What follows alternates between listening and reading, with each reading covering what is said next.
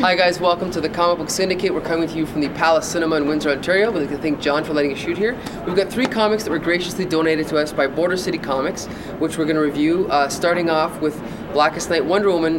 Blackest Night, I haven't read any Blackest Night because I'm not even remotely interested in the event. So going in, I was a little bit lost. But Jolie, tell us about this. Okay, well, I mean, it's written by Greg Rucka, who is generally a good writer, and Nicholas Scott, whose art I've never actually seen before.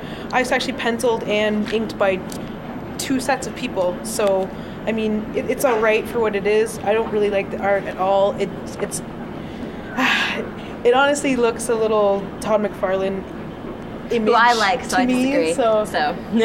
You liked the art. What did you like about it? I did. Well, I liked the art because I thought the shading was good. I thought the coloring good. I thought the faces were beautiful. I mean, it felt, again, a slightly generic just because a lot of people did sort of look very similar. But I thought, coming from just an artistic sense, I thought that it was very well done. I thought the person who did it was very talented. The storyline is... Yeah, I mean, before we move on to storyline, though, the faces are beautiful, and whoever it is that's doing these close-ups is fantastic at close-ups, but you give them a mid-shot, and the anatomy's all skewed. It's awful.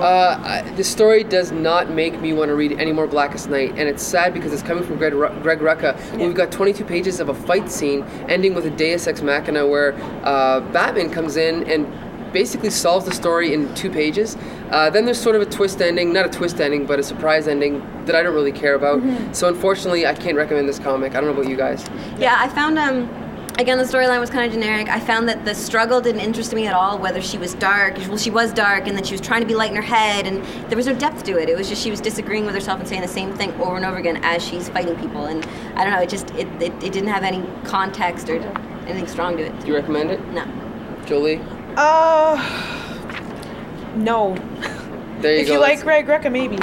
Yeah, but if not, and even so, not a very good Greg Rucka story, so unfortunately, don't get this comic. Sorry. Let's jump right into this. Here we go. Haunt number 4, which just came out, co-created by Todd McFarlane, but it's written by Robert Kirkman, drawn by Greg Kupalo, Ryan Otley, and inked by Todd McFarlane. Starting off, I have a big problem with the sort of assembly line style of art. So it seems to change throughout the issue. Like, I thought that it was different people doing it, but it's actually the same guys doing the whole thing. But it is sort of assembly line. So for starters, the art is okay in some spots, not in others. Yeah, I noticed that it was kind of cartoony in some spots, and then it had like a classic Spawn feel, like Todd McFarlane in other spots. And I was a little inconsistent. So I'm thinking that at some point, some people are doing some things, and other people are doing others. I'm not sure. I liked it better when it was called Venom. But other than that, I mean, Todd McFarlane has been accused of not being original before, as we can see here. Ghost Rider, Son of Satan, Spider-Man, Batman, all in one. No originality there. As far as this issue, decent writing. I mean, Robert Kirkman for Walking Dead and Invincible. It is a pretty good story. I think it's interesting. It had me intrigued, and I like the ending, of course. The ending, yeah, I was okay. I don't know. Put it this way, do you recommend it? I would recommend it, but I would recommend reading the first issues because we jumped in at issue number 4, and that was a little difficult. But from what I can tell, even at issue 4, I was still kind of interested in what was going on, so I would recommend it, yeah. I'm interested. I have to admit, I mean, Robert Kirkman's not my favorite writer, but I'm interested enough to pick up the next one, so pick it up. Okay, and wrapping up, we have Siege. Michelle? It is written by Brian Michael Bendis, and personally, I really, really like this one. It drew me into the story. I like the idea of kind of you're in the perspective of the bad guys, which I think is different. And I don't know, I really liked it. There's some politics in it, and well, actually, there's a lot of politics in it because there's like a staged event, and you get to see sort of like a little bit of media. Hopefully, it goes in a bit further with that storyline, and.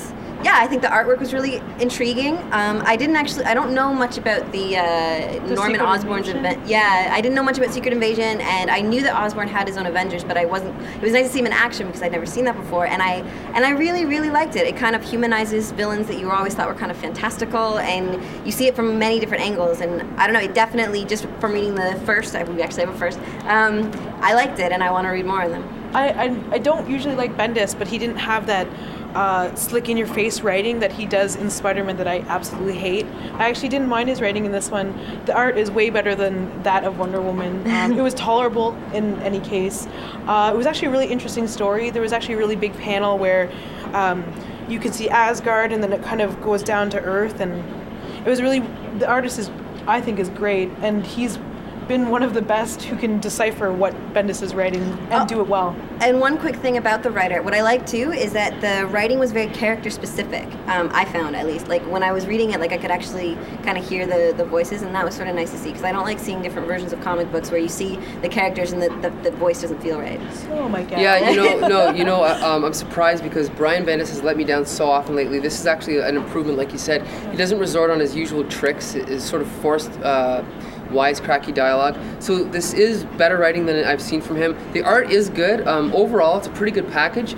I'm not sure if it's worthy of like a big event. I'm not even sure how big an event this is because it sort of came out of nowhere to me. I didn't really see it coming, and now it's Marvel's event for the winter, I guess. Apparently 7 years in the making. But it is 7 years in the making, yeah. I don't know how much of a payoff it's going to be, considering it's really just, it seems to me to be just a sort of a typical superhero battle. I will pick up the next one very cautiously, because if I don't get a better payoff in the next one, I won't be buying it, because there is a last page surprise, but we know about it for 45 seconds because they positioned it on this side of the double page spread, so you see who the big surprise is. Yeah. If they would have put it on the other side, it would have been more of a shock when I turned the page, but they didn't do that, so it didn't work on me. Well, it worked on me, and I would highly recommend it, and I won't be cautious at all when I pick it up at the next Wednesday. I recommend it. I do. I liked it, surprisingly enough. Okay, so all around recommended comic, The Siege #1. Yeah. That's it for this week. We will see you next week, hopefully. When we review next week's batch from Border City Comics. We'd like to thank Pat, Ken, and Tim from Border City for giving us these comics to review, and John from the Palace for letting us shoot here. We'll see you next week.